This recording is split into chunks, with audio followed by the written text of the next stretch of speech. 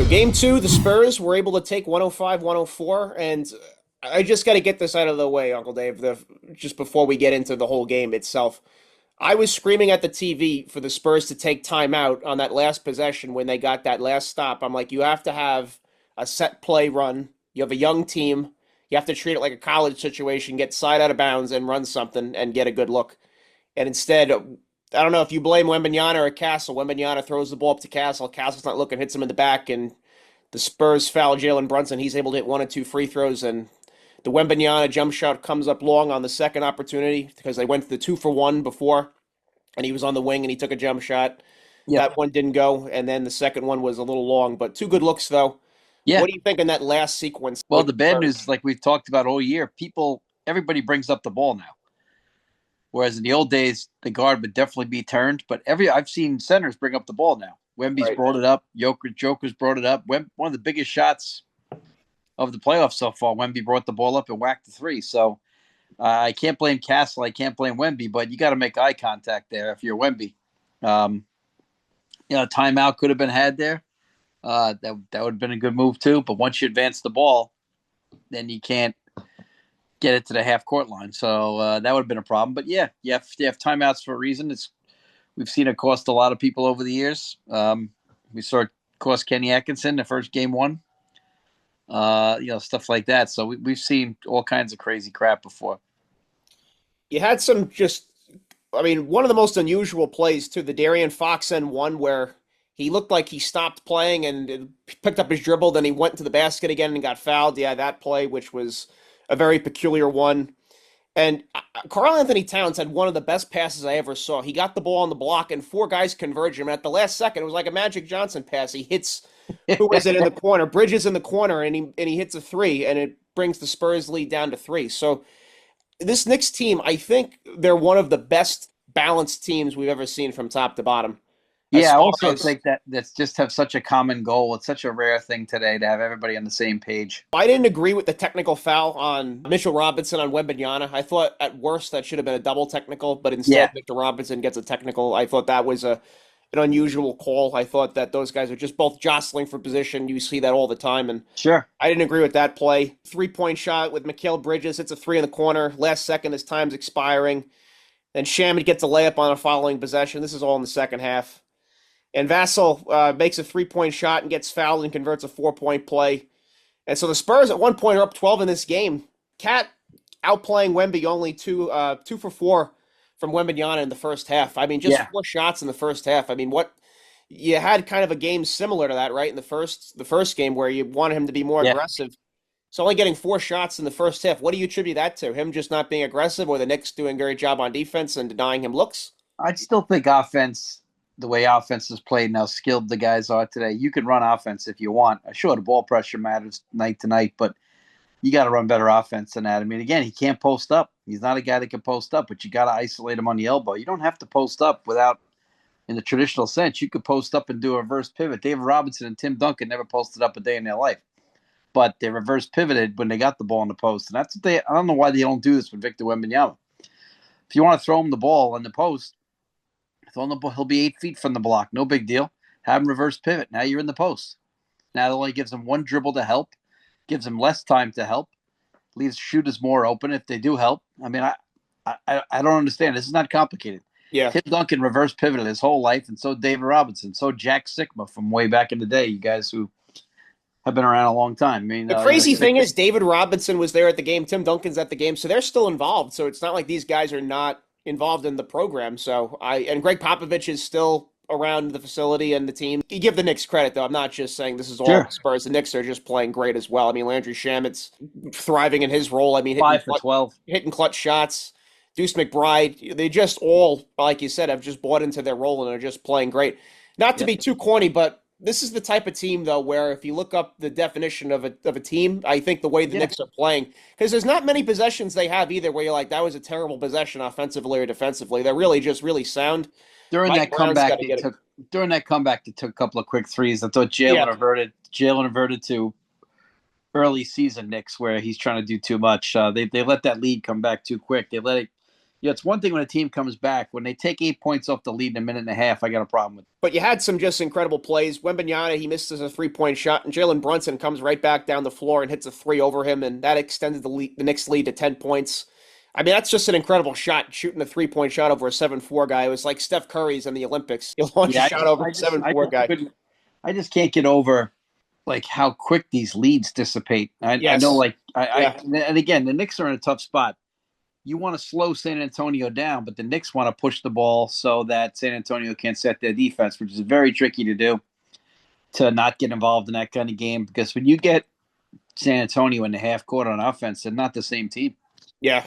It's not even remotely the They same have team. to get easy baskets, I think, to win. Yeah, and it takes away their aggressiveness. And bottom line is, like, you look at this game. I mean, Shamit, like you said, played well. Hart and Alvarado really didn't even make a basket, but yet they still helped. Hart got the worst whistle I've seen in many years. Cat again, 8 for 12. 13 boards. He needs more than 12 shots. Mikal Bridges, that's the best game he's ever played in the playoffs in his life. You look at Karl Anthony Towns' efficiency, though. This whole playoff is just incredible. I mean, this might be the best basketball he's played in his career. I know he's had bigger games as far as stat lines go, as points scored and everything, Yeah, he but has been efficient. he's just incredible, I think. And what you talked about, them putting him at the high post, too, and at the 3-point line at the top of the key to run some offense to take the pressure off Brunson has been incredible for them. But here's the scary part: the Knicks shoot 41% and win. Yeah, I know they've not played great offensively in either game, and they're up 2-0. That's the And they frightening thing. they outshot them by 4 3 pointers, but Knicks shot 41%. The Spurs shot 47, which is a lot big. 6% is a big difference. But just totally a crazy situation with the shots. I mean, 12 turnovers to 16. That make Spurs unfortunately turn the ball over 16 times. They're not getting anything out of Barnes, which I was surprised. Barnes, I think, is better than that. I don't. I think the substitution pattern's a little strange. Again, Keldon Johnson only 15 minutes. Cornette's got to play more than 7 minutes. I mean, Wemby is a guy who gets winded, so you might need to get him like 2 minutes a quarter. That's just the way he is. That's the way he's made right now until he matures. But he didn't play a bad game. But again, only 9 rebounds. When you're 7'4", and again, this is not a big team. We talked about this. He's got to be closer to 14 or 15. Yeah, this is not a physical team. The battle of the boards, the battle of the boards was 42 to let's see, 42 to 42. They tied on the backboard. So 44 actually boards the Knicks won the battle. But again, not a big difference. So I mean, these games are minuscule differences here. But again, the bench scoring is the big difference. It's 10 points for the Knicks bench. Again, I still think OKC would have given the Knicks a better run because OKC does exactly what the Knicks do. They play 12 guys. I've been telling people that the Thunder are sitting at home right now saying we could do it better than this. I know. And the bad news is they didn't. It wasn't a good matchup because Chet gets neutralized. Chet shit the bed. That situation doesn't happen now. If Chet plays against the Knicks, he doesn't shit the bed. But at the same time, what are you going to do? It's all about matchups. And people say that. Most people don't know what that means, but every matchup is totally different. So you get a team where it just doesn't fit. Chet doesn't like looking at Wembanyama. That's just it's just a bad matchup for him right now. He has to overcome it. But at the same time, it's against the Knicks. He wouldn't have that kind of matchup. But what are you going to do? OG was awesome again. OG goes and drives right around Wemby and dunks on him. Oh my God! Yeah, what did I told you last show? I said every time he goes into the lane and gives a bump, he scores, and that's what he got Wembanyama underneath the basket and then threw down a dunk. That Yeah, shows you how talented he is. then Towns dunks on him too. Basically, it's and then screamed in his face. Yeah, you saw Karl Anthony Towns at halftime. He's like, "This guy can't fuck with me." I mean, No, he can't. Towns thinks he's not. He doesn't think he's an equal. He thinks he's better. Yeah, and so far Towns been the MVP of the series. Yes, he has. I think if the series ended tonight, 2-0, I think Karl Anthony Towns would be my MVP. Yeah, I mean, I have to say there are some really oddities about this game. And I don't like conspiracy theories, but I tell you what, those refs wanted that game they wanted that series to be 1-1. I mean, the whistle that the Knicks got, oh my God, that was Yeah, atrocious. people were talking about it online. Yeah, I mean, you wonder why these people think the games are fixed. I mean, the worst thing the NBA can have is a 4-0 sweep here. Yeah, I mean, they do not want a 4-0. They want a 4-2 or a 4-3, and especially when you got the Knicks and you got Wemby in it. Knicks Yeah, in New York they want story. this to go a little longer for sure. So you got to watch this whistle tomorrow night. Again, it can't be worse than the other night's whistle. Even a casual observer noticed it. And the other thing, now listen, I love Mike Bream. That was a hard listen. As I swear to God, he had at one point there were 4 possessions where he talked about every guy on the floor for the Spurs and how great they were, and never said shit about the Knicks for a 4 minute period. I'm thinking to myself, I know you're a Knick announcer on a regular basis, so maybe you're overcompensating, trying not to be a homer.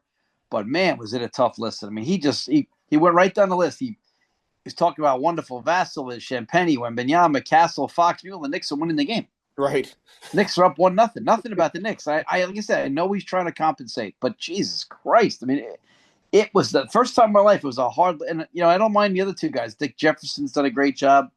Legs, I think, is good, but Jesus, I mean, Mike Breen was rough to listen to the other night. Really bad. Yeah. And you Yeah. hate that because it can ruin a game for you. That's a good game. I'm enjoying the game.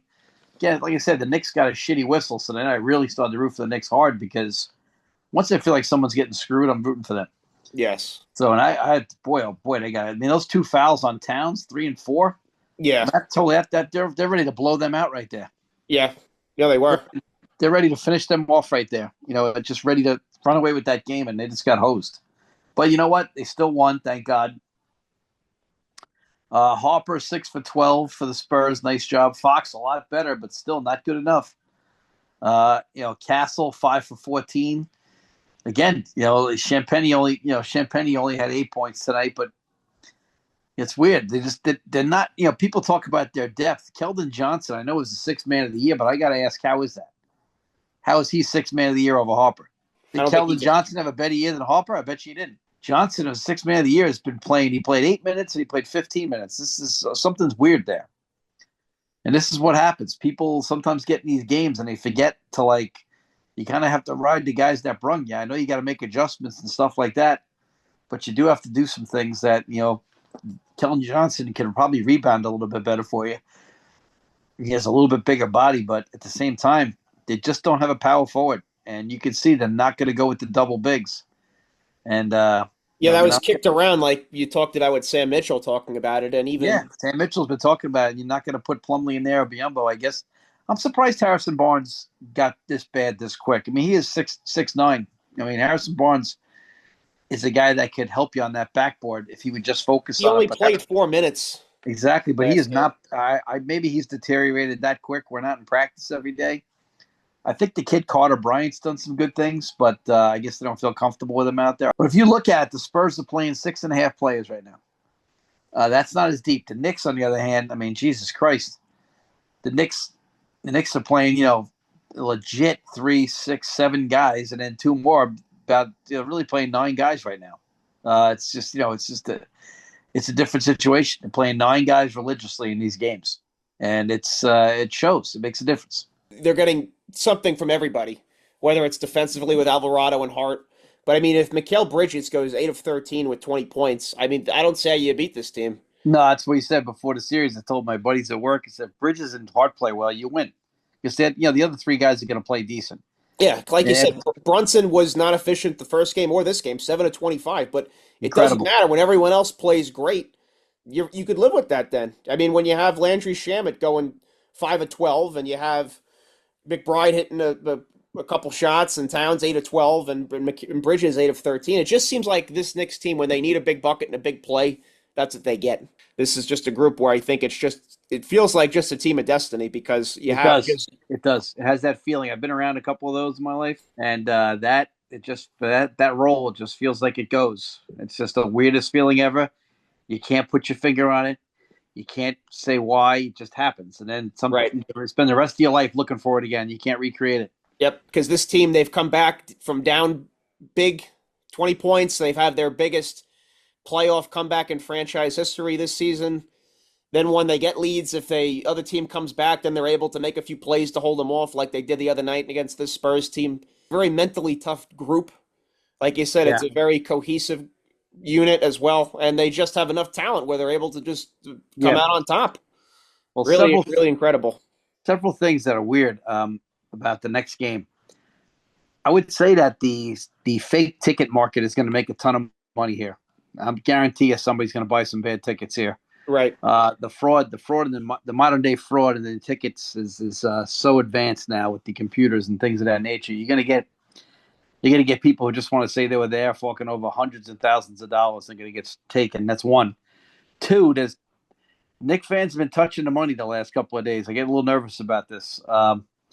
Now, they're talking about the parade and all this other crap. I'm very superstitious about those things. Now, there's only one way the Knicks could lose here.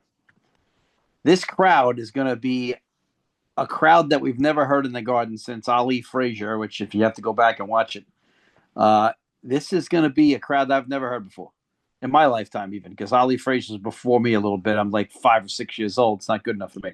Plus, if you're the Spurs, you have to have a rallying cry that President Trump's going to be in the building, so you have to Yeah, maybe say we're yeah. going to So win. yeah, Popovich Fight will of make that. him the devil, and But the other thing too is it might inspire the Spurs. One of the biggest problems with having the Garden is that the visiting team gets up for it too. Yes. The other thing is when we used to be at Stony Brook and we had this beautiful arena and every other D3 in the country had nothing, it lifted them up when they'd come in our building because our building was so nice. And that does make a difference. So one, the crowd can have the Knicks too hyped, and two, it can really motivate the Spurs. Now, I would say, for normal here, if the Spurs were to win this game, I know you're going to try to get out to an early lead, but I think if the Spurs get out to an early lead, that's exactly how they don't win this game. Because if the Spurs get out to like a 10-point lead, the rest of the night you're defending that, and that crowd goes nuts. I think you gotta stick around if you're the Spurs and then steal it if you're going to try to do that. Hopefully that doesn't happen. But what I'm saying to you is I think the crowd could get the Knicks too hyped here. I think the Knicks could maybe get a little carried away and go for the home run ball too quick here. No, that could definitely happen for sure. Because I'm telling you, this is I just want to focus on how that building feels because that building can get nuts. I mean, if you've ever been in there for a Big East It was final, literally shaking, people said, at the watch yep, party inside the Garden. It wasn't even a game there. They're yeah, watching the game and it was I've shaking. been in there for Big East tournaments where it shook, and that wasn't even with St. John's in there. Patino's games this last 2 years, it's shaking again, and this is going to be something to really watch. This game 3 is obviously pretty much the series here. I don't think the series is over yet. Because the Spurs, are a live dog, and we know that you got to finish people quick, which I think is the key. If you think about this, OG gets hurt against the Hawks, did he not? Yeah, he pulled his hamstring. Now, what game did he pull it? I can't remember, but you're down 2-1. If they didn't finish off everybody else quick, OG would not be healthy right now, and they're not beating San Antonio without OG. Look at these last couple of games. They're not beating San Antonio without OG. So this is why it's important to finish your business, and that's what this team has been mature about. So they took 2 sweeps, and now they're going for a third. But if you think about it, OG got to rest. That's why you got to That finish was these huge games for them. off. Yeah. And the only other way you could lose, as I keep trying to tell people in the deli, is you're a sprained ankle away from losing everything. Right. Well, A people were worried hamstring, about that game 1. yeah, you're a hamstring away. You're a Magic Johnson hamstring. You're a Klay Thompson Achilles. You're a KD Achilles. You're all that stuff. Bottom line is, those are all legitimate things. That's why you have to finish this off. This is where the Knicks have been incredible. No team has been this disciplined as Yes. this team I've ever seen in my lifetime.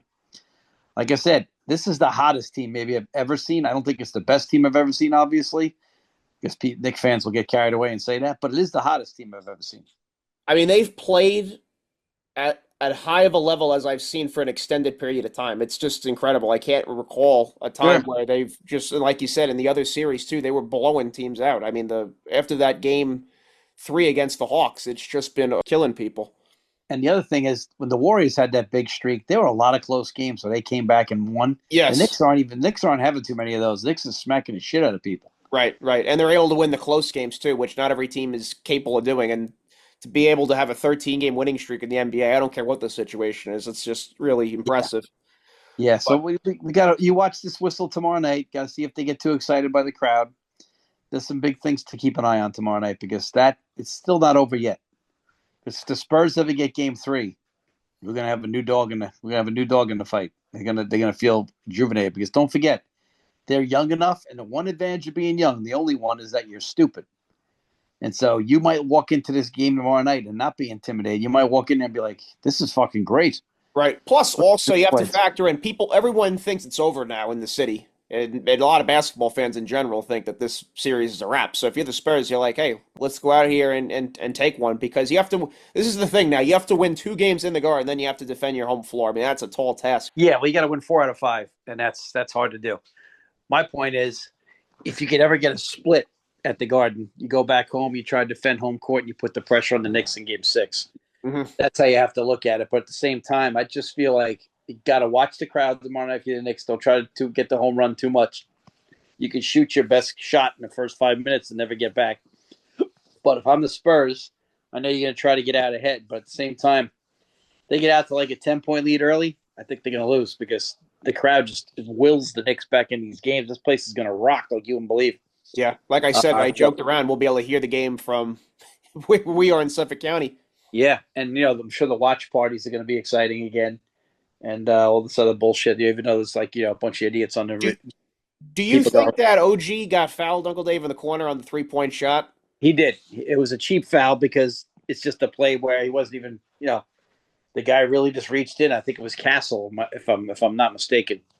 He just reached across. You'd need to foul him there, but it's a bad foul. I know it's a foul where he bailed him out, but if you look, he Tim reached right Legler made a across him. good point. He's like, you've already done the job forcing him into the corner, and you're on He his hit him on on the his forearm. shooting. Yeah, Yeah, on his shooting pocket. he hit him on the forearm. He definitely fouled him. I hate that call because it's one of those calls where that OG has no chance of making that shot, but he reached in and got him.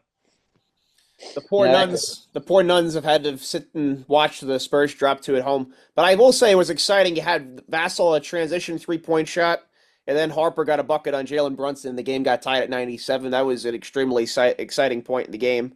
yeah, And the then Knicks that's pissed when me the off though with that comeback. They took some quick shots, and then the refs were like, "Hey, we got to get this 1-1." I just felt like it was like bullshit. yeah. Yeah, but definitely the online officials definitely were talking Oh about my it. Knicks god! fans saying, "Yeah, this is this is pretty brutal." And you know what? Like I said, Mike Bream is hard to listen to, man. I'm telling you, I love Yeah, Mike Bream, but he was. I'm telling you, if you go back and listen to that second half, all he did was praise a Spur every time, and it's like the Knicks aren't even there. It's like before the series and all the pregame, no one mentioned the Knicks. yeah, it's No all one been mentioned the Knicks Wembanyama, for a week. but you have the Wembanyama alley oop, which made the game 199, and then this was an incredible play where Jalen Brunson he inbounds the ball and he winds up getting the inbound pass back and he winds up getting a layup. You can't Yep. have that right underneath the basket. You have to make sure the inbounder is accounted for, and he wound up getting a bucket there, and then the lead Yeah. got pushed to 3 points for the Knicks. I feel like the Spurs are passing up some opportunities here to make adjustments. I feel like the staff, being about 5 years old, has had a problem. We talked about this last time, but again, where is Wembanyama reverse pivot on the block? Where is he at the elbows? There's ways to post up without posting up. If you're going to take OG there, run him down about the short corner because OG won't let him post up. Take him to that short corner from 12 feet, about 10 to 12 feet, and reverse pivot. What's OG going to do with him reverse pivoting? He's going to shoot right over him. And I the agree with you on that. last shot was a good shot, just it didn't go in. Right. Then Now, Wembanyama had an air ball 3 in the corner there where he kind of gathered the ball and had like a step back almost. And then Brunson misses a layup. And then there was a goaltend on a Dylan Harper drive. yeah, I'll tell you what, they missed a goaltend early. It was like the first minute and a half of the game. The Knicks had a shot goaltended. I Yeah. mean, it's awful. They didn't even review it. I mean, I was like, holy crap. I mean, I thought the Knicks had 2 shots goaltended the other night, and they didn't call either one of them. So I was like, all right, here we go. The Harper one was obvious because the ball made contact with the backboard, but they didn't even look at the first Wembanyama one, which is like a minute and a half into the game. I was like, oh my God, here you are. So what doesn't matter? It does matter. Look at those 2 points, what that could have meant. Caleb Bridges, he throws the ball away, and Harper drives down the lane, but he winds up pulling the ball out, which was a smart play. And he laid it for Wembanyama, and Wembanyama wound up having a finger roll. Then he got fouled, and he also made the foul shot as well. So that was a 3-point play for them. I think the Knicks got to find a way to just keep Hart on the floor a little more. I thought he got a rough whistle. They only played 18 minutes. But you got to get about 25 minutes out of Hart at least because so you can spread it out. But again, everybody did their job off the bench. Alvarado applied some defensive pressure. He didn't shoot well, but again, Landry Shamet started out awful and then gets 5 buckets for 12, 13 points. Again, Nick bench outscores him by I think it was 11 points, and it's just you're not getting anything off your bench except Harper. And the other kid who won Sixth Player of the Year, I got to ask how. He hasn't done anything in the playoffs. I know he's a young kid, so maybe it's just overwhelming him, but so is Harper. I agree with what you said earlier. Someone like Harrison Barnes who has experience, you have to see, hey, if there's anything left in the tank, we got to expend it here Yeah, there must to be give him a something. look. Must be something that they know that we don't. Because right now, everybody on this team is in their early 20s. It's one thing to have a guy or two like that, but when you're this young like they are, Dick Vitale's saying college basketball, diaper Dannies. I mean, these guys are practically in diapers, these guys are that young. Again, where's the DeMar DeRozan? Yeah, and the Knicks are just, like you said, they're men. They're just a little stronger, a little more filled out, Well, and I a did. little more experienced. I did some math. If you take the 2, the 3, and the 4 for the Knicks and the Spurs, the Knicks are 8 years, six, no, 7.5 years older at each spot. That makes a huge difference. Yeah. That's a big difference. Now, so again, that's A lot more reps in NBA play right. than the other But guys. also they're just men. So that's Yes. Champagny, Hassel, and who's the other guy who starts? You got Champagny, you got Vassell. Vassell, and who's the third guy? Oh, it's not Fox. Castle. Yeah, so they're all so young. And then you have Hart, OG, and then, of course, Bridges. yeah, Bridges. If you look at the ages of those three versus those three, it's a 7-year difference on average. It's a big difference. I mean, it's just too much. They're men. There's a difference between a 21-year-old, a 20-year-old, and a 27-year-old. It's just different. We're not talking about the guy working in the deli either, who's out of shape more at 27 than he is at 20. These guys are pro athletes. Right. These Yeah, guys are pro athletes, all right? So these guys are in great shape, and they're stronger now. and then Jalen Brunson just not cooperating with the Spurs. He hits that fadeaway shot to tie the game at 104. And you said it, and Reggie Miller also talked about it. He might have the best footwork in the NBA as far as his pivot goes and how he's able to get space, and because he's not the most athletic guy. So no, he's not at all. We talked about this. Him, Harper, and Boozer, all sons of pros, yeah, have incredible footwork. Elite footwork, yeah. Now Harper's quicker than the other two, but they all have elite footwork that's taken for granted. And so when you evaluate, you look at a Brunson and a Boozer, you go, not a great athlete, but I'm telling you right now, Boozer's just a fucking player. It doesn't matter. Now Harper's quick, but Harper's that weird size, and he doesn't handle the ball to be a point guard guy now. But the bottom line is, those guys, that's, I guess, maybe the benefit of having a pro for a father. Your footwork is elite. Now, unfortunately, we can't say the same for Bronny. Bronny just sucks and doesn't even belong in the NBA, but we know why he's there. But these other three guys, examples of footwork is incredible. So this is the frustrating thing if you're the Spurs. Wembanyama and Fox played better than they did in game one, and they were not able to come out with this win. What do you think is the key for the Knicks and the Spurs here in these next? I agree with you with the home court advantage. This is going to be something we've never seen quite before.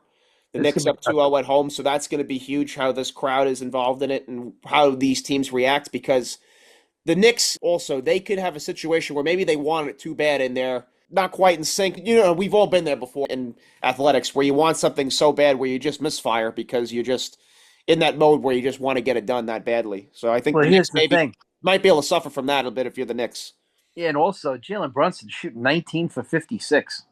Yeah. That's awful. That's not, that's about 35%. That's terrible. And he's going to keep putting it up. It's like Allen Iverson on that 2076ers team. He's got the green light. He's going to keep shooting. Yeah, he's going to volume shoot. The bad news, though, is does he ever wake up from that? I mean, we'll see.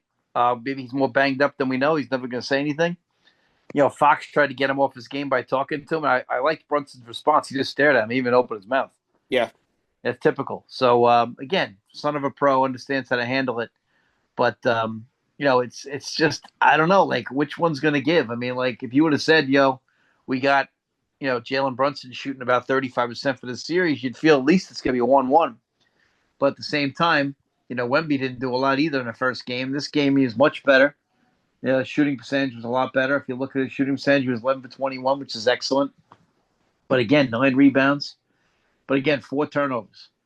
So, it's going to happen if they're going to double him. Plus, we've said to you before on the show, when he dribbles the ball, it is so much higher than anybody's dribble in the history. He's got an advantage, but there's also a disadvantage that comes. Yeah, if I want to dig and help, if I want to stunt and recover, I'm getting that ball.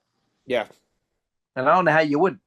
Yeah. I think if I'm the Spurs, I have to play a guy like Harrison Barnes more. I just need some veteran presence and experience out there. It's like the oldest guy that's on this team that's playing right now is De'Aaron Fox at 28. So you have to ask yourself, will the Spurs hyperventilate in this situation because they're in the locker room going, we're going to shock the world. We're going to shock the world. Well, Wembanyama, all the training he did with the Monks, This is for that. This is the moment now. Yeah, but again, like The discipline. in the huddle, he's screaming at his He's too guys, emotional, I think, at times. Yeah. and they're all saying like, "Wow, what a great leader!" It's like it's almost like the narrative is so strong, it's so forced. I'm like, guy, again, if you want to look at Moses Malone, Kareem, Akeem, all the centers' first NBA Finals, it's much better than his so far. And I'm sorry, it's just the way it goes. Bill Walton's as well. So I mean, I'm sorry, it's just the way it is. It's not. I didn't make it up. David Robinson is probably a lot better too. So it doesn't mean he's not going to be as good as them or better than them, but right now he isn't. So stop driving us with You this could see fucking. the association as It's just far as disgusting. they're wanting to get him to the next level. That's what this is Sure, about, I think, a but lot. it's so blatantly obvious. It's a turnoff. Yeah, it I was mean, I told easier you, when Michael Jordan, right? He's dominating, so you're able yeah, to do it easier. they didn't do that to Mike when he first came up. It's like in the Yeah, world, we try to you had to earn something, right? yeah, Yeah. we try to anoint guys so fast today. It's like we're just trying to make everybody the next one. Well, no, you have to be a good one first. Then you got to be a great one. Well, that's the Then thing with you said with this guy. He's very promising, obviously. He's led the league in obviously, blocks his first 3 seasons. He's obviously someone who the sky's the limit with him potentially. absolutely, absolutely. But you have to do it. So what did you think, Uncle Dave? I don't know if you saw the press conference with Mike Brown and Mitchell Robinson where they said that country music is something that they use as therapy for them to kind of mellow them out. And I thought that was kind of a cool take. Guys talking about the music they listen to can sometimes put them in the right headspace to play I or think coach well. I love whatever music works for each player. I never cared about that. Whatever works for you is good as long as you. I Right. always tell the guys you have to have something to get yourself ready. Whatever that Yes. is, do Right. it. Right. If So they true. got a way to get themselves ready, God bless them. Go Yeah. enjoy themselves. I really agree with that. I mean, whatever works for you works for you. It's not a requirement for guys on the team to like each other, or you have to, I think, respect each other to some degree, obviously, even if you don't like each other. Sure. But this is just a group that I think this might be the blueprint. It reminds me a lot of the 2011 Mavericks, where you had a guy who was a superstar in Dirk Nowitzki, and then you had a lot of guys that were just blue collar, really motivated guys around him. And I think that team has a lot of similarities to this Knicks team. Reminds the OKC. Yeah, It yeah, it's really a lot does. like that. Exactly. Yeah, this is Chet was a bad matchup and they're banged up, but I feel like even Chet, yeah, we banged up. it's a good comparison. This Knicks team is a lot like the Thunder team that we saw last year and this year in many Yeah, ways. Yeah. yeah. Thing is, I mean, Chet was a bad matchup. I don't think it'd be a bad matchup for him here, but it is what it is, and it is about matchups. And just like the Nuggets have a tough time with the T Wolves. Thought we'd end the show on this, Uncle Dave. Stacey King recently just passed away, and he was a Yep. part of the first Bulls three-peat, and he was a nice role player for them and was the Bulls announcer as well. So, only information I got on his death is that there was a fall in his home. I mean, I can't imagine what had to have taken place with that, but Stacey King passing away at 59. What do you recall for People him as a forget player? All-American college player, lefty, played at the University of Oklahoma. One of the biggest upsets in title game history. Kansas was led by the Danny Mannings. Sixth pick overall, 1989. Yep. Danny Manning and the boys there should never have beaten that team because they played a fast tempo, and Oklahoma with Billy Tubbs and Mookie Blaylock wanted to play that style, and yet Kansas fell right into the trap and still beat them, which was one of those real. That's why they were called Danny and the Miracles, because that never should have happened. If you go back and watch that game, the whole game, we're all like, slow it down. Kansas didn't have the bodies. Kansas didn't have the firepower. You played into Oklahoma's style, and you went out and you beat Oklahoma's style, which is very strange in a tempo game when you get the team that wants to play fast. Usually you can't play them their way. And they did, and Oklahoma lost to Kansas in 1988. And Stacey King was a decent pro, never lived up to it. I think he had a couple of years maybe where he averaged some double digits. Good lefty, though. A gentleman of the game. He was always a good dude. But never really quite lived up to the promise. But then again, a lot of times, in college recruiting back then, there were a lot of bad big guys. We had Pete Chilcutt, Joe Wolf. I mean, we had some guys who was supposed to be the shit and never did a damn thing in the pros. And, that was pretty common back then. We had, we could say guys got hurt. Sam Bowie got hurt, so we can't say that. But at the same time, it's a really good part of a really good college team. That Oklahoma college team, you go back and look at 80 at Oklahoma, one of the better teams around. A really solid 88 Oklahoma team.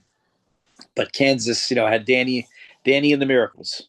And like I said, good pro. He probably fell in the home. I guess he is a big guy. Once you get bigger, you don't move too well. And some of those guys must be a hard fall. But at Well, the that's the same thing. It's time, 6'11", Uncle Dave. If he falls from any place high, he's going down hard. yeah, and he was an announcer for the Bulls.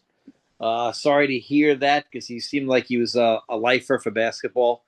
Still doing good things It was in entertaining basketball. too as an announcer. When like I Yeah, went over to Amazon Prime and you listen to the yep. local announcers they have there, it always was a good listen watching Yeah, and Bulls games. he was a guy that he had a better career not because of his playing, but because of his solid approach to the game that he loved, basically. So it wasn't that his results of playing were great, but he had a good NBA career Yeah, because 8 years in the NBA. Yep, he averaged for of his career. He was a 6 and yeah, 3 guy.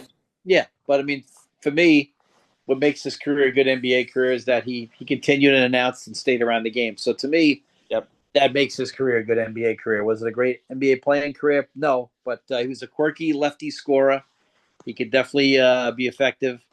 He had a live body. He wasn't a great jumper, but at the same time, he probably expected a little bit more out of him in the draft. But then again, he got there at the Bulls at the right time. 1989, like I said, being drafted sixth is pretty good. Obviously, I'm trying to remember if it was the Bulls that drafted him or was the Kings. It was the Bulls. That's what it says. Because that's He amazing was that they would drafted have the by sixth pick. Chicago. Because in '89, the Bulls played pretty well that year. I'm surprised they had the sixth pick. Wow, that's a little strange. So they kind of whiffed on that pick and they still won. Yeah, you look at the 1989 draft. You have Purvis Ellison, what number one? Then Danny Ferry, Sean Elliott, Glenn Rice, J.R. Reed, and Stacey King was selected at 6. Wow, they missed Glenn Rice, huh? They passed up Glenn Rice. Holy shit. Well, you missed on. Then after that, you have like a guy like Mookie Blaylock, Tim Hardaway. Like these are bigger names. B.J. Armstrong was selected by the Bulls at 18 too, as well. So the Bulls had like a situation with the Thunder almost, where you had a Yeah. couple high picks while you were still a pretty decent team. PJ was a functional player. It's really weird that if you look at that '89 draft, that's a horrible draft. Yeah, there's not. I mean, Pooh Danny Ferry, Richardson, Danny Tom Ferry went to Hammonds, Italy. Randy White, Nick Anderson, Michael Smith, Dana Yeah, Barros, Sean Kemp. Sean Kemp's the one. Yep. But Danny Ferry went to Italy, so he didn't do it. Bottom line is, Michael Smith had some good moments. Um, Sean Kemp, though, obviously is. I was watching some Probably Sean. the best player out of that draft. Yeah. Oh, definitely not even close. I mean, I was watching some Sean Kemp highlights today. People forget. Oh, he You go was so back. athletic. You go back and look at the Seattle Finals with the Bulls. Sean Kemp played really well. If you go back, most guys don't play that well versus Mike. The two guys that played the best versus Mike in the finals is Kemp and Barkley. If you look, Yeah, and plus you have to understand Dennis Rodman is matched up on Sean Kemp in that yeah, he series was. as well. Yeah, he couldn't cover him. No, Dennis can cover just about anybody, but people forget Sean Kemp's another level of athlete. Him and Dominique are two of the most athletic people you ever see in the history of basketball. Just, I mean, the oh my human god, highlight, Dominique Wilkins. just filthy athletic though, like almost like stupid, where like you don't even know what to Can't do with even him. process. You can't even process it, right? So I mean, like even Robin is as good as he is. Yeah, he'll bump James Worthy, he'll bump Magic, but you go bump Kemp, he's not there. Right. Well, he might be throwing it on your head, but he was also the Rain Man was his nickname, and just also loved playing and played hard. But Stacey King, I felt bad when I read that today. I didn't read about the fall, but yeah, it was a little bit of a bummer. Just have to talk, Uncle Dave, about these Knicks fans here. I think what you see in New York right now, it's like the ultimate horror movie and comedy almost if you combine it. They want so badly for this team to win. It's been What's going to 53 happen years though? since last time. I think a bad thing is starting to brew though. Um, and you know me, I'll tell you like which level of basketball, which decade. I got no problem telling it like it is. That's why I ran a podcast with that show for name for years. And I don't give a shit if you like it or not. But like, if this Knicks team goes and finishes this probably is the best Knicks team of all time. I know that some of the older people are gonna have a tough time because they fell in love with that other Knicks team. But this team for one season, I'm not saying they'll ever win another one. Like the other Knicks won, two And titles. they were competing in that like 5 year stretch there. Can they? Yeah, they went to 3 NBA finals in 4 or 5 years. They'll say, well, did this Knicks team do that? Well, Yeah, maybe not, but for one season, this if this team goes and runs this out and wins 4-0 or 4-1. You have to give it to them. Then I agree with you. Now I know on paper people they'll lose on paper, but the games aren't played on paper. I know Clyde's better than Brunson, and I know Willis is probably better than Karl Anthony Towns, but Karl Anthony Towns still has a lot to offer. Um, Brunson still has a lot to offer. So like they might be better, but they're not better by a lot. I know like Bill Bradley, Dave DeBusschere, all those guys, but Jesus Christ, this bench is 11 deep. I don't think people really understand what that means anymore because we haven't seen teams. Again, now they're playing 9 guys religiously here, but still, they've had nights where they played 10 guys in a tight NBA game. I mean, look at this. I mean, they played Jordan Clarkson last game, so 3-6. They played 9 guys again. This team is very deep, and that's something that I don't think people like. The old Knicks teams, they had Stallworth off the bench, Russell. 73 team, they had Phil Jackson off the bench, but I think this team might be a little bit better. I know when you had Earl Monroe in 73, and this is what's going to happen. This will be a typical Knicks thing, a typical New York thing. New York will win, and they'll fucking ruin it because this will be what they're bitching about. What's incredible about this group too is when Jalen Brunson gets doubled, they one or two passes and they get a bucket out of it. So teams trying to double team, it's not working because now they're just so good with that one or two pass after that double team and they're scoring. So I mean, Yeah, this team is just being very efficient offensively here. Like you said, Brunson doesn't shoot well in the first 2 games, but when everyone else is playing great, it's not going to matter then. people have to remember though, San Antonio's perimeter defense is awesome. So Brunson shooting this is not It's be surprising. right. Castle's as good as they're going to be. He's going to be like Scottie Pippen. He's just not even into his body yet. Just wait. Castle Fox still has great hands. He's a little banged up. Harper's not terrible himself. This is, and Champagny, Vassell. These are very athletic people. Champagny doesn't move that great, but still a decent defender. They have a really good perimeter defense. They don't have a strong baseline defense because Vassell or Champagny can't handle a big, strong body like OG. But on the perimeter, when you're going against, guys that just are, as good as they are, that's it's different. And it's not a physical team, but on the perimeter, on the point guard, very physical. So this is a different kind of crew. I mean, but this will be ruined though. This they win this, then people will go crazy, and then we'll have arguments about this. Like we always do with everything. Yeah, but I think only, especially in New York, though, because New York's a franchise where they haven't won in 50 years. So this will be like a bloodletting. Like so, I will like say this with Jalen Brunson, if the Knicks, even though he's not played great in these first 2 games, but he's the heart and soul of the team. He's probably yeah, he's the number one piece. And like you said, he best player and then Towns' most important player. I think a lot of people would agree with that.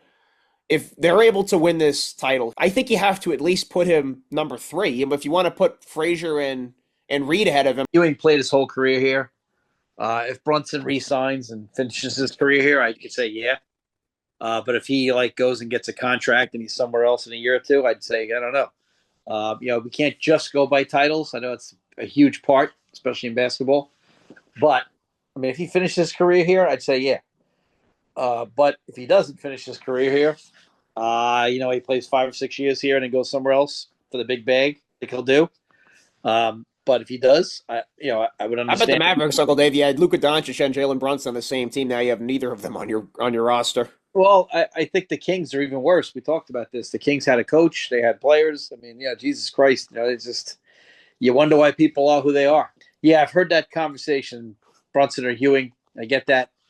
Earl Monroe obviously was only here for a couple of years, so we can't put Yeah, him you in there. can't put him in there. Yeah, Bill Bradley was great. Dave DeBusschere was the difference that got the Knicks over the top back in the old that 1970 team.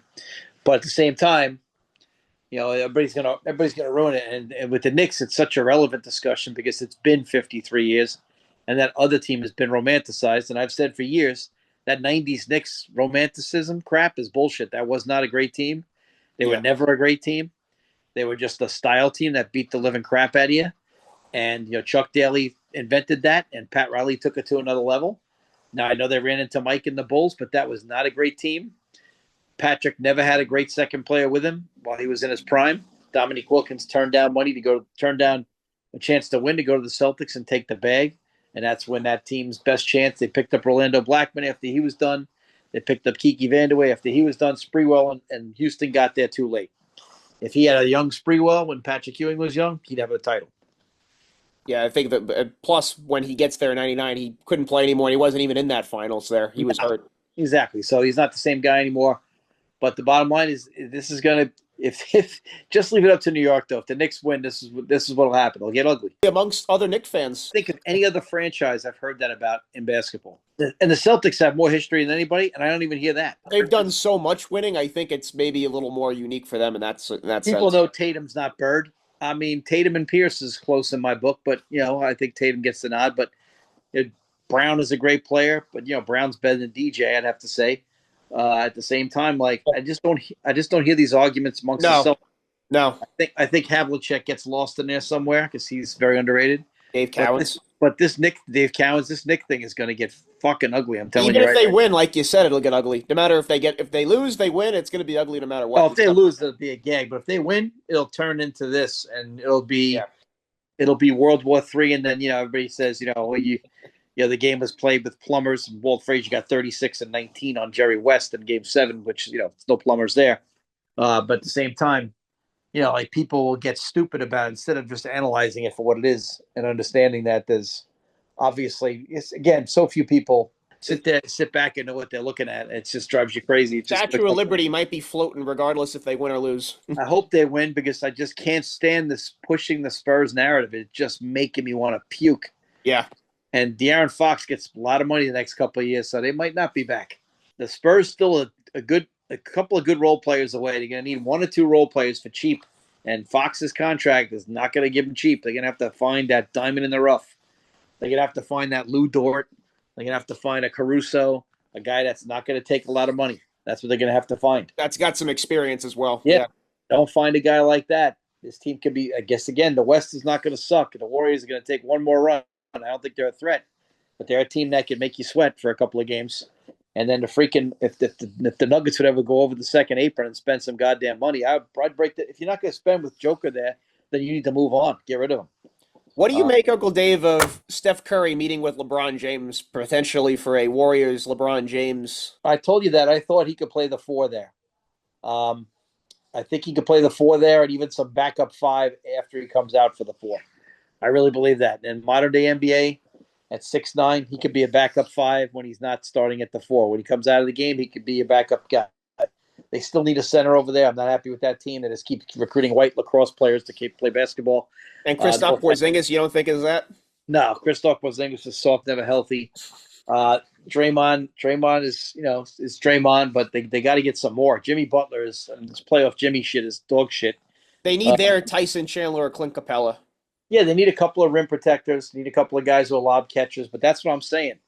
Would LeBron play 4 or 5? I don't know. He probably won't. But, Porzingis is not going to be healthy. If Porzingis gets healthy, let LeBron play backup 5, start him at the 4.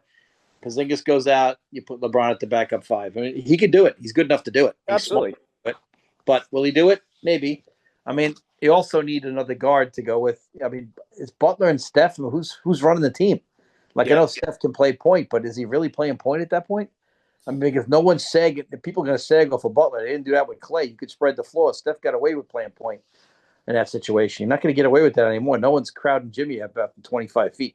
It would mean a lot for Steph Curry if, let's say hypothetically, obviously you have teams that are younger than them and I think in better positions. So for the Warriors to win a championship, even if they get LeBron James, I think is probably a long shot still.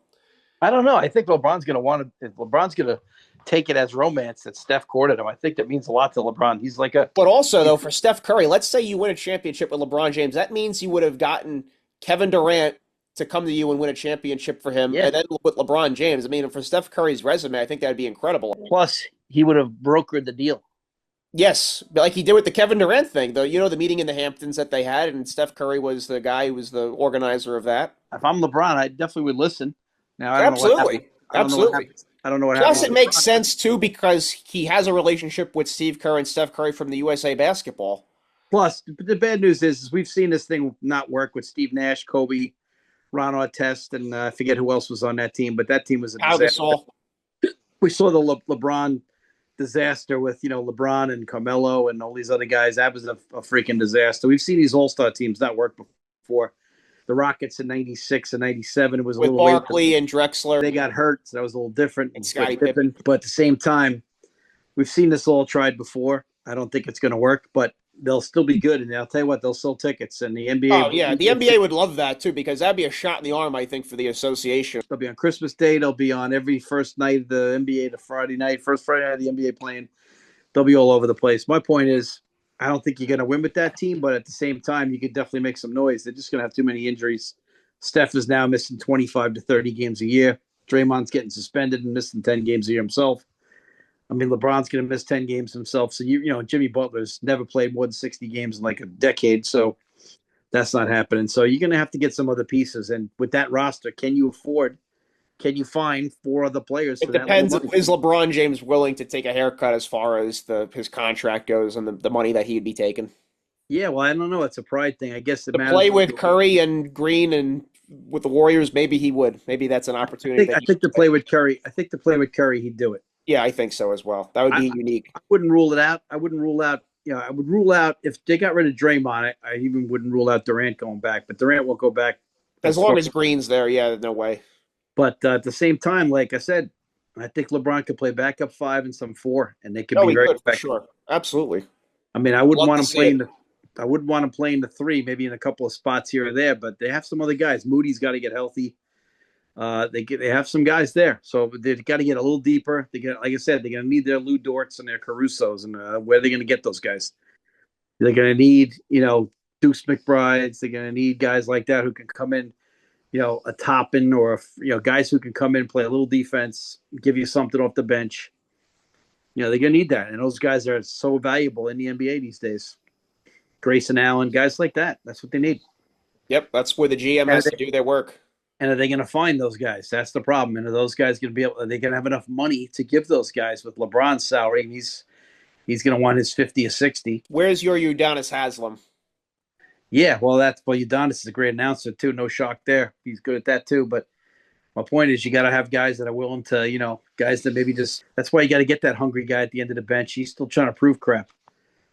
And that's where these teams fall apart. Like, I don't know what the Knicks contract status is with some of these guys. If they win, Well, I shared something on my social media. I don't know if you saw it, that the Knicks might not be able to keep Karl Anthony Towns. That this might be a situation where you break up a championship team kind of in a way because you just can't do it. Yeah, well, I have to see what Jalen's going to demand too, because his contract is going to get bigger. I mean, he got what, $25 million? I don't know. Now he's definitely going to command more than that. Karl Anthony Towns. I mean, there's also talk that Giannis is going to go to Cleveland or something like that. I mean, there's been all kinds of crazy talk. So, Giannis also go to the Thunder, which we've talked about. There's so many options. It's going to be a really exciting NBA offseason, which is what they love. They love the drama.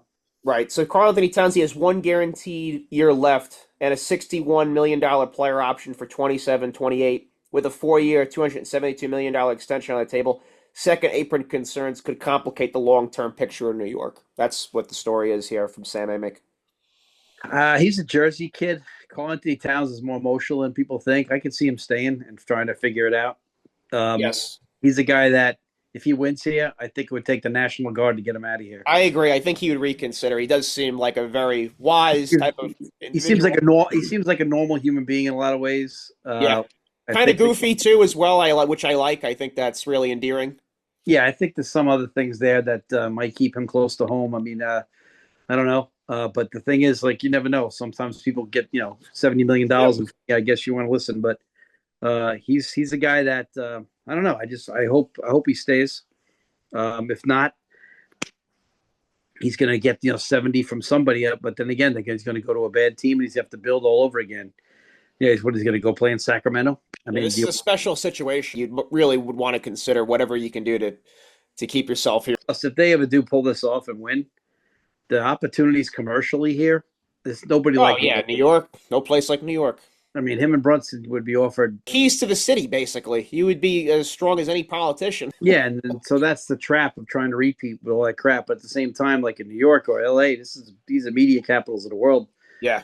So he's going to have too much. He's going to have to turn down some people because he's going to have too many options. But my point is, He's a guy that I hope he would stay and try to figure it out. But I don't know. We never know. I guess we have to Sure. figure out if he's interested in staying. I hope he'd be interested in staying. When you win, you win. But at the same Absolutely. time, not everybody. You can't read people's minds. But I tell you, I just I just hope that they don't get caught up in that crowd tomorrow night. I'd like to see him sweep them. That'd be fun for me. Uh, I'm not even a diehard Knicks fans. I'd just be happy for the Knicks fans, and then try to break up fights online between old and new, which is just stupid because the older people have seen both teams, so at least you have to hear them out. But then again, the younger people don't ever understand that part. Mhm. But then the older people have to understand that a name doesn't mean you're better. So the name Frazier holds more balance than Brunson does, but that's only one player. And Reed holds balance, but can Reed cover Cole Anthony Towns 25 feet from the basket? Probably not. It's an excellent point. But So I that's mean, something that'll be talked about definitely on the blogs, no doubt. yeah, but The Knicks are able to pull it off. how many people even bring that argument up? Though they don't even understand it. That's why No. sometimes that's turn it off. It's so No. frustrating. I call them casuals. It's not good thought process because they don't have a thought process. So it's a little frustrating. But yeah, it's a lot of crazy stuff going on out there. But I'm telling you, they'll be the only city that could wreck it is people arguing about crap like that. The fallout will be interesting, no Yeah, question. yeah. Imagine it, but the typical New York, you have a fallout from a win. We know drama. We definitely do here. Oh God, it's just. I mean, it's gonna be wild. The president's going to the game because he's friends with the owner, so that's gonna be interesting. Right, the Nick parties got shut down, the watch parties, so people are definitely peeved about that. So, who knows? This is going to be a very unique situation tomorrow night, what this game looks like on the inside of the arena and outside. Yeah, well, the thing is, I mean, they get say the watch parties are going to get shut down, but is every watch party going to get shut No down? I mean, way. No way. You can't stop this mob.